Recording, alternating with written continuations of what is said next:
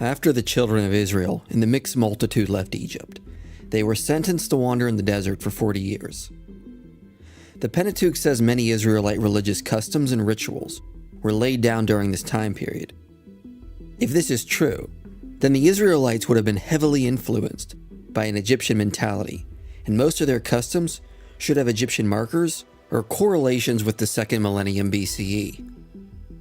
But if these Israelite customs were made up at a later time, then we should find more affinity to Assyrian customs or markers from the 1st millennium BCE.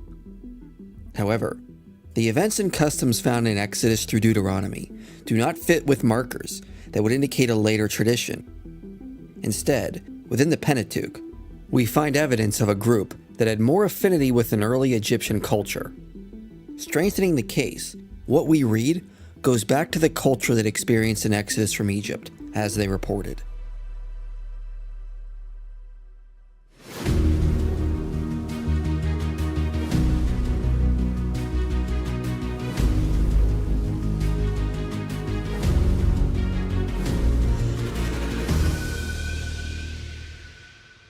When people look for evidence of Israel's time in the desert, they often want archaeological remains.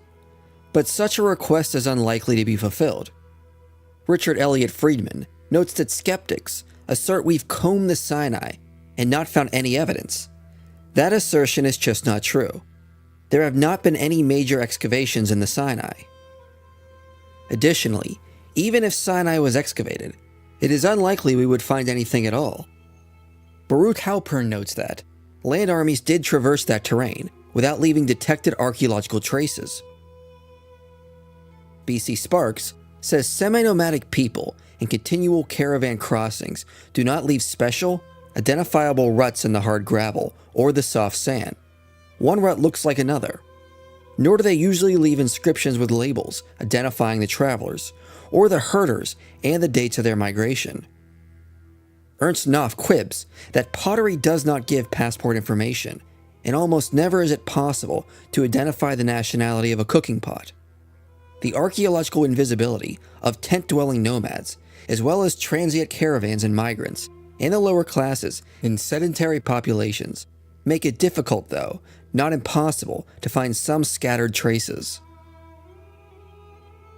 Over time, weathering would have destroyed a lot of the data that would have been left behind.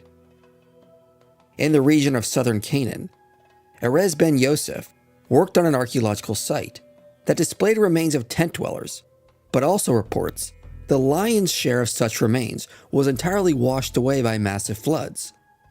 And thus, even if such surveys were more comprehensive, they would still provide only fragmentary information.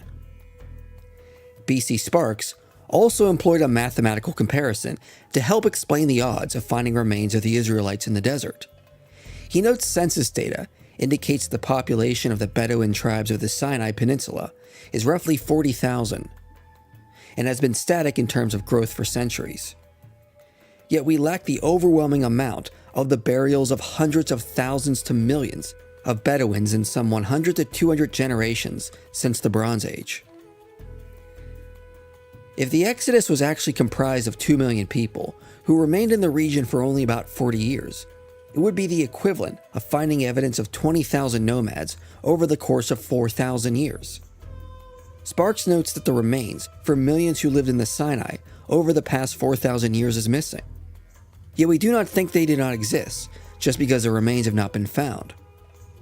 Likewise, given that the Exodus population was most likely far less than 2 million, and they were only there for 40 years, it is incredibly unlikely we would even find evidence of Israel's wandering period.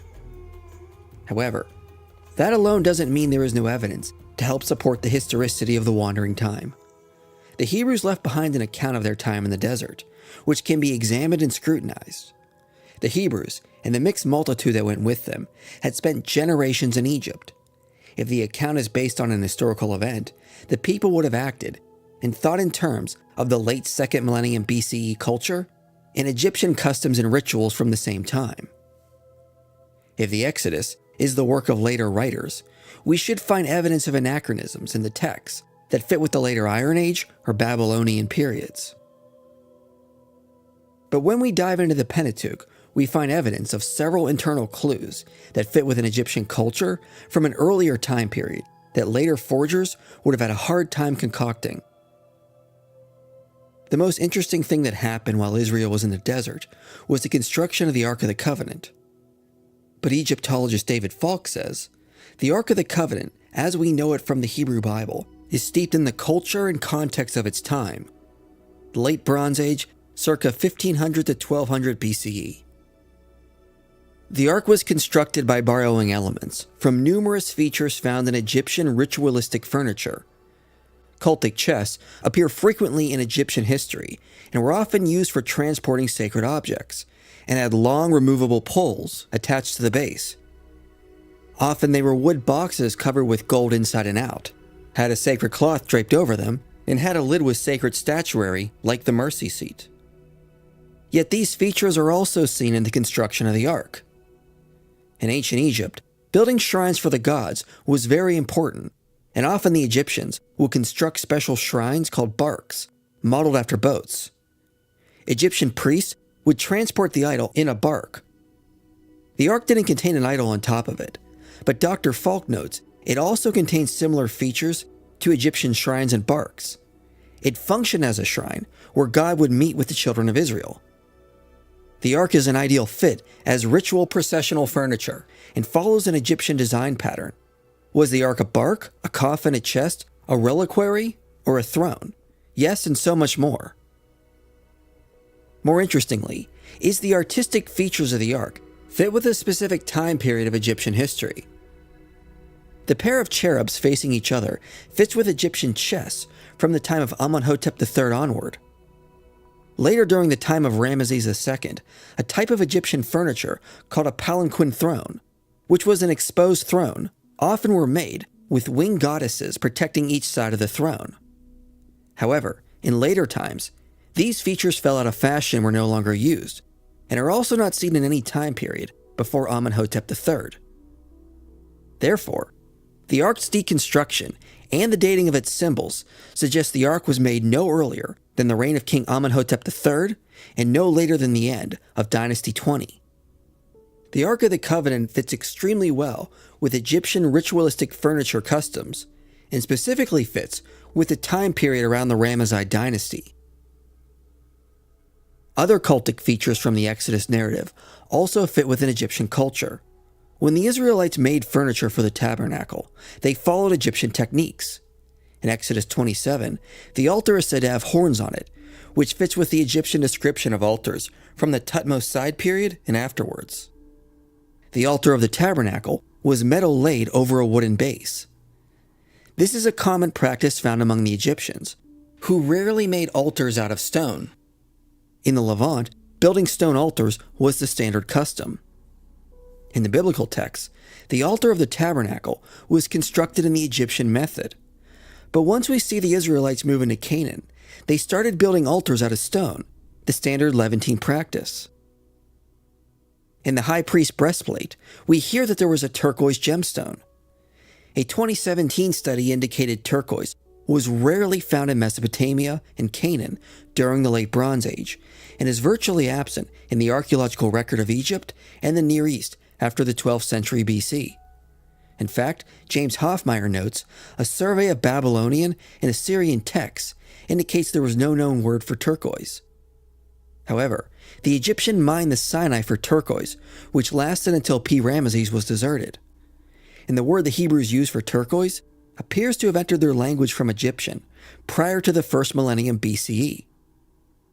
Thus, the use of turquoise and the Hebrew word for it fits within Egyptian culture from prior to the abandonment of Ramesses. Beyond this, Hoffmeyer lists other Egyptian aspects for the design of the tabernacle. Many of the wooden objects, like the tent poles, were overlaid with a gold foil, which was a technique mastered in Egypt.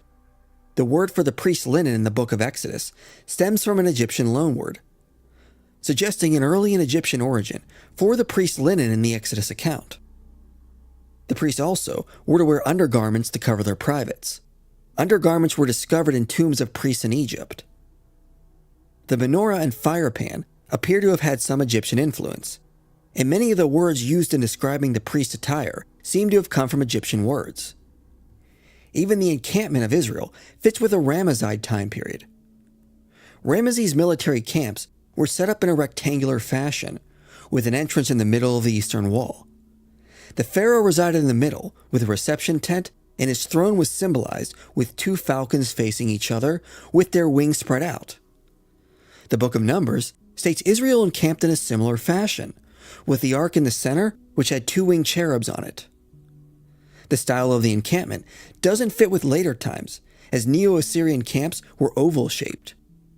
Joshua Berman says, "The military camp at Kadesh constitutes the closest parallel to the tabernacle, including the Temple of Solomon, known to date. The tent of Yahweh, the divine warrior, parallels the tent of the Pharaoh, the living Egyptian god, posed for battle." Certain practices in the timing of Israelite festivals also have more affinity with the second millennium and seem to be attempts at cultic competition within the Levant. Richard Hess notes during the end of the Bronze Age, the West Semitic city of Emmer reached its peak. When Emmer thrived in the 14th and 13th century BCE, it had a lot of influence over the Levant and the surrounding areas. Richard Hess and Kenneth Kitchen note the cultic practices and festivals at Emmer are similar to what we read in the Pentateuque, showing the Bible has cultic affinity to the late Bronze Age. Emmer 369 notes priests were anointed with oil, like what we read in Leviticus 8. Leviticus 10 notes a ritual with fire was performed that was forbidden by God. We see a similar practice at Emmer, where a torch was used to meet with a deity on the first day of the priest's installment. Hess suggests in Leviticus 10 the two rebellious priests may have been participating in a similar ritual that honored another deity. The Pentateuque talks about the differences between the priests, the sons of Aaron, and the rest of the Levites. The priests served inside the sanctuary, and the rest of the Levites did the work outside of the sanctuary. We see a similar structure in Hittite temples, where one class works inside the temple and another class works outside. The biblical punishments for infringements are also similar to what we see in Hittite and Egyptian customs during this time period. We see rituals concerning the transfer of evil to an animal and expelling them into the land. This occurs in numerous ritual documents from the ancient Near East, but the biblical version mostly resembles the older Hittite versions, not later Iron Age versions. At Emmer, the installation of a priestess took 9 days, comparable to the biblical time frame. Emmer had a festival every 7 years in autumn called Zukru that revolved around the god Dagon, which had several similarities with Israelite festivals. We can see similarities to the Passover and Festival of Unleavened Bread. Both are referred to with the same Semitic verbal root. Both required the roasting of a lamb and the hiding of the deity's face. For both, twilight is a critical time. Both require a 7-day sequence and began on the 15th day of the first month. Both bring out holy relics for an important meal and special bread and drink, and with an important focus on family. Zukru as a ritual where oil and blood are rubbed on stones. Similar to the biblical feast, Hess says, the only other example of anointing with both blood and oil is found in the installation of the priest in Leviticus 8:30. Another text from Emmer is a ritual calendar that has several similarities to Israelite festivals, which are found in Leviticus 23. First, both calendars reflect more interest in one half of the year, focusing on spring and autumn. Both calendars use the name of the month as the primary means of identifying the month and how the text is organized. For the first and last month, Leviticus 23 identifies the ritual actions that occurred by introducing each one with a phrase that includes the paid preposition, the number of the days, and the word for month. Parallels can be found in the ritualistic calendar found at Emmer, as well as in other Akkadian and Ugaritic calendars. Hess says, the biblical Feast of Weeks that occurs in the middle of the calendar resembles the description of the Emmer festivals during the months of Anna. In both cases, these are intermediate, occurring between major festivals at the beginning and the end of the calendar. In both cases, specifics as to the particular day of the month are missing. Therefore, it seems unlikely that a single standard formula can be identified for introducing calendar festivals. The Emmer calendar demonstrates that such variation by itself does not prove a later editorial innovation. Emmer's Zukru festival had rituals and timing that were similar to the Israelite Feast of Booths. Although Zukru was only once every 7 years, Daniel Fleming notes it was also a 7-day interval with special attention to the first and last day. Both also occur on the 15th day of the month. In its 7th-year cycle, the timing of the Zukru matches exactly the covenant renewal of the Feast of Booths, prescribed for Israel in Deuteronomy 31. In Leviticus 23, there are 2 descriptions of the feast with different actions that were to occur. Some argue this is evidence of different sources combined into one, or that a later addition was added in. But at Emmer, we have different rituals that were performed during parallel periods. Richard Hess says, in both ritual calendars, the differences in various details are matched by parallel periods of time when the feasts were celebrated, and by similar general actions during the holidays. The similarities suggest that a second description of a ritual occurring on the same day or days as the first, and positioned soon after the first description in a text, does not by itself indicate that it is an editorial addition. Next, Leviticus 23 varies in how much detail is given to explaining each feast. The same is true for the ritual calendar at Emmer.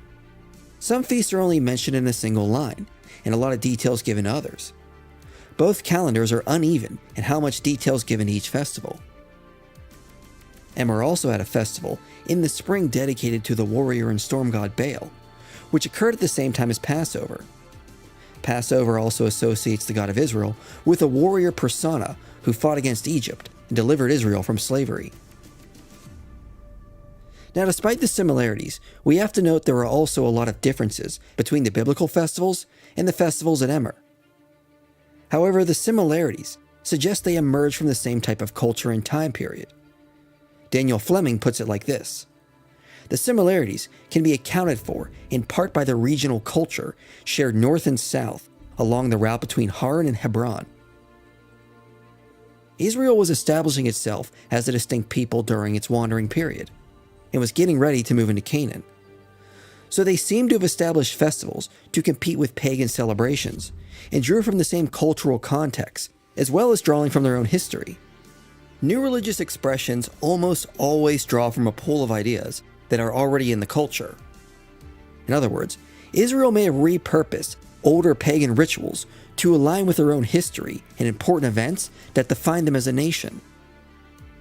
Nevertheless, the Israelite festivals, established during the Exodus and wandering period, fit with cultic competition from the end of the second millennium, and not during the period of the first millennium.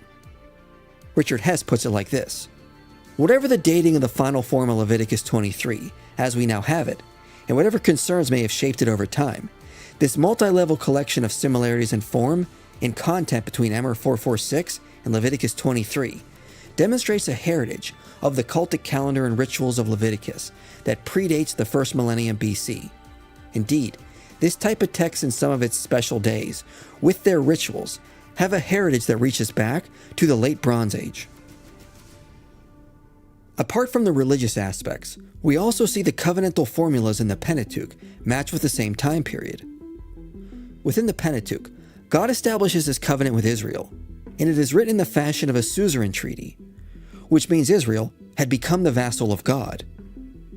It has often been argued the covenant of the Pentateuch fits with a later Assyrian culture, but Kenneth Kitchen has surveyed the treaties from the ancient Near East and notes the way the covenant is formulated in the Pentateuch and Joshua aligns far better with how late Bronze Age Hittite treaties were designed.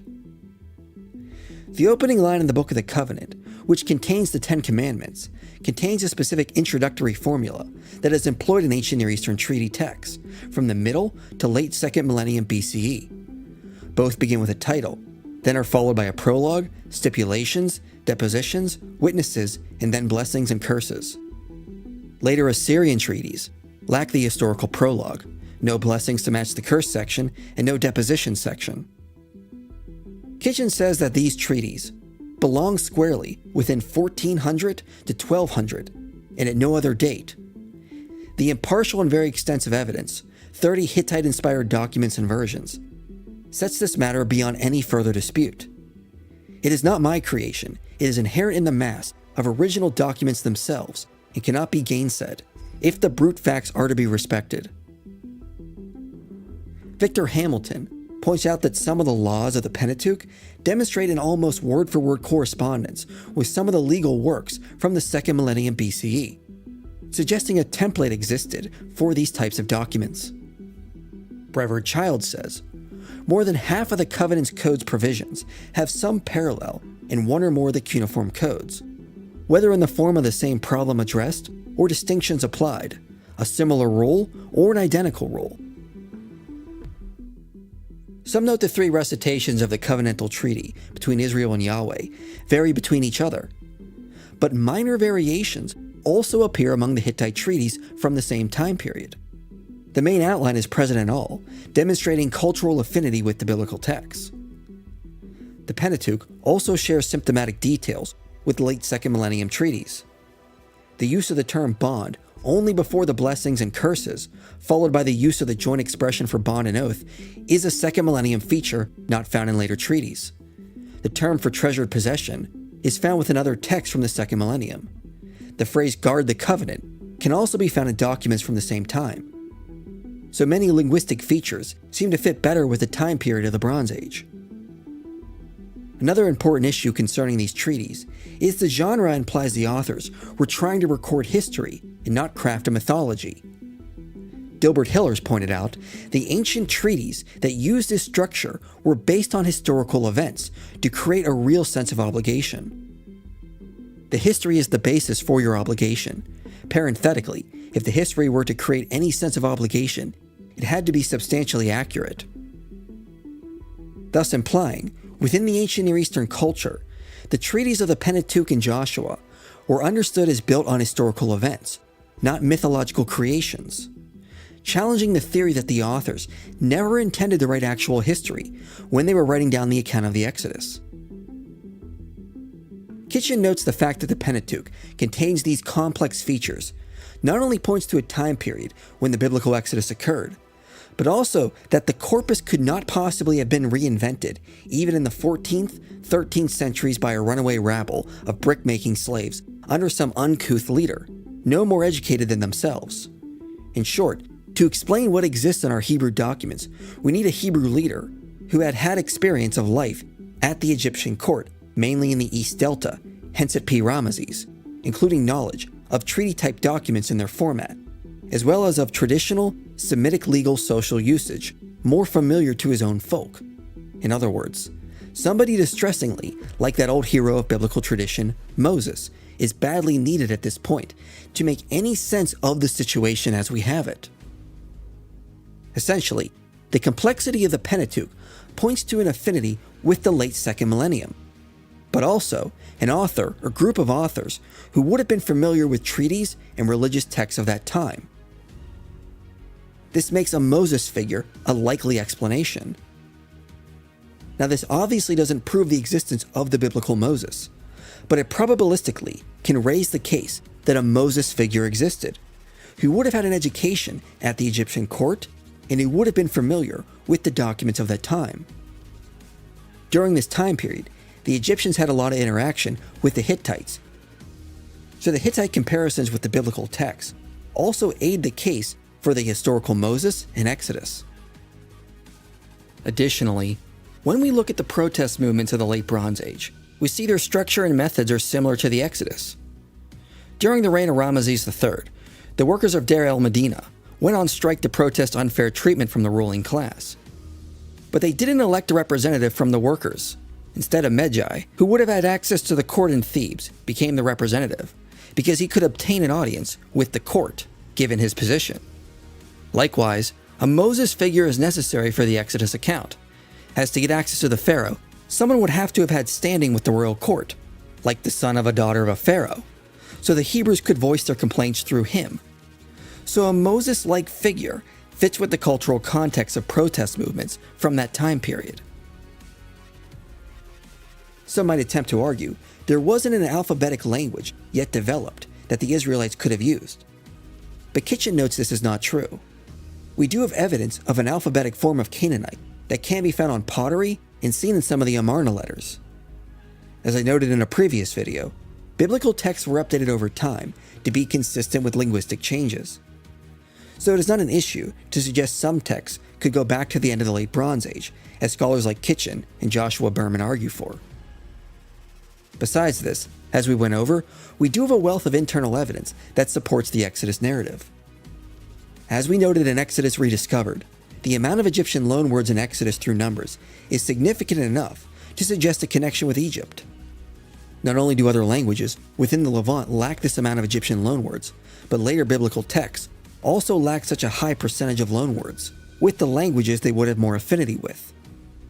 The names within the Pentateuque do not suggest the mark of later forgers, but have affinity with Egyptian names and West Semitic names from the 2nd millennium BCE. And the book of Exodus has knowledge of the Egyptian culture and customs that authors from the 1st millennium would have been unlikely to know about. Additionally, now we see that the construction of the Ark and the Tabernacle came from a people who would have had extensive knowledge of Egyptian religious customs. The cultic and religious festivals fit with the culture of the Late Bronze Age, and the formations of the biblical covenant align with Hittite treaties from the same time. This extensive knowledge of Egypt and the culture of the Levant from the 2nd millennium doesn't bear the mark of late forgers, but reads like an historical account that came from a people group that left Egypt as Exodus records. However, after they left Egypt and wandered in the desert, we read the people of Israel invaded Canaan and took over large sections of territory. But is there any evidence this conquest ever occurred?